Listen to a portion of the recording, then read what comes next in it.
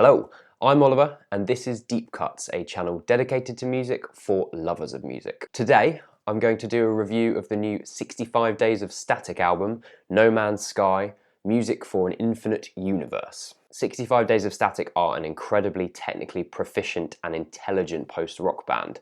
I talked about one of their albums, One Time for All Time, in my 5 albums to get you into post-rock. I'll put the link down below. This is actually the follow-up to their 2013 record Wild Light, which in my opinion was a really fantastic culmination of all the work they put out previous. So some of their crescendo-y, hard post-rock work combined with some of the more electronic beat elements of albums like We Were Exploding Anyway. This release is a little bit different, so they've actually paired up with an indie games company, Hello Games, to score their new game, No Man's Sky. No Man's Sky has had so much hype. I can't remember the last time a video game was hyped to this level online.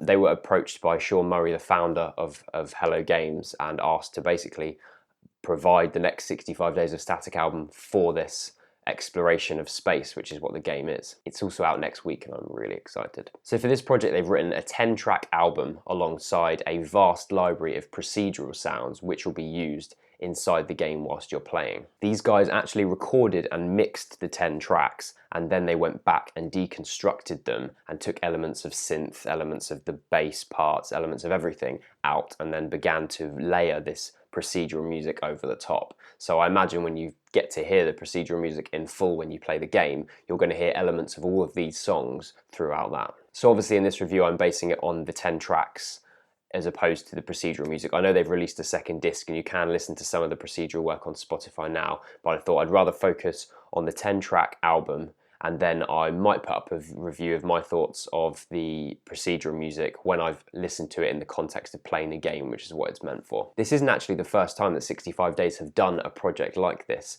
In 2012 they took the classic Douglas Trumbull science fiction movie from 1972, Silent Running, which is an environmentally conscious film. It's fantastic, go and check it out if you haven't seen it.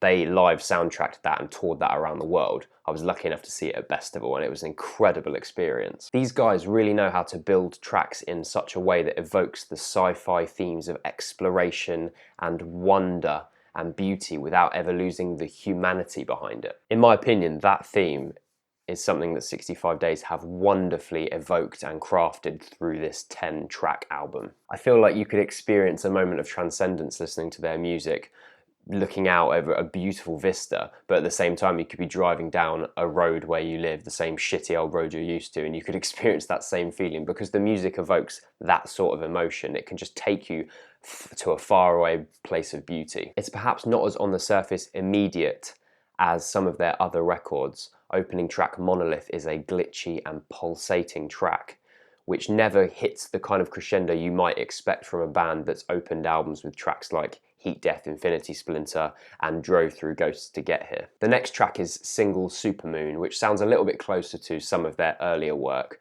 with drummer Rob Jones with his dynamic, spidery, offbeat drum patterns alongside these beautiful piano chord phrases. But here the guys add in this ghostly choir vocal, which really adds to the build of this song. Really, we don't get that truly walloping bit of catharsis we'd expect until the third track, Asimov, which is obviously inspired by the godfather of science fiction literature, Isaac Asimov. The instruments drop out to moody synths before kicking back in with these heavy, reverby, stadium-like drums and perforating bass with these beautiful guitar lines.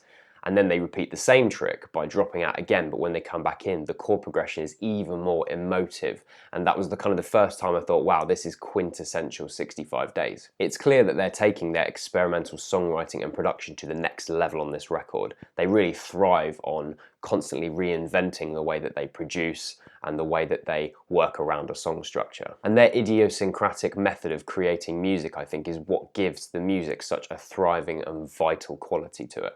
The band have used some really unconventional techniques to record the electronic components of the albums they've done, and they've pushed that even further on this record. They've done things like feedbacking electronic samples through guitar pedals, feeding entire electronic sequences through a valve amplifier to create a warmth, and feeding back all the signals into one single amplifier. All of these things give the music this intangible warmth, like a humanistic quality that I can't describe in words really, but when you listen to it, it takes away what sometimes in electronic music or electronic inspired music can sound a little bit cold and computer generated, obviously, because it's electronic music. But them doing this, creating these different methods of developing that electronic music, it does just give it this beautiful humanistic touch. 65 Days continue to prove their talent throughout this record with tracks like Heliosphere, which is like this funereal observing of the stars, or Pillars of Frost, which is this achingly beautiful percussionless track that repeats the same chords to a stunning effect, or that intense closer End of the World Sun with gentle synths that build to this slow burning conclusion. And this is why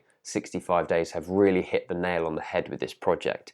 They've used their songwriting and their production skills to craft something which evokes the space exploration and sense of wonder without ever losing sight of what's most important, which is the personal human impact of exploration and discovery. Whilst I don't necessarily think this sits up there with their best LPs, 65 Days of Static are really pushing themselves forward all the time and creating consistently beautiful and unusual music. I'll always be excited for a 65 Days project. I'm going to give this an 8 out of 10. What did you think of the record? Are you excited for No Man's Sky? Do you disagree with what I've said? Are you excited to hear the procedural music and how that's deconstructed? Let me know in the comments below. If you liked this, please subscribe, comment below, give me a like, tell me what you want me to review next. I'll see you next week. Thanks a lot.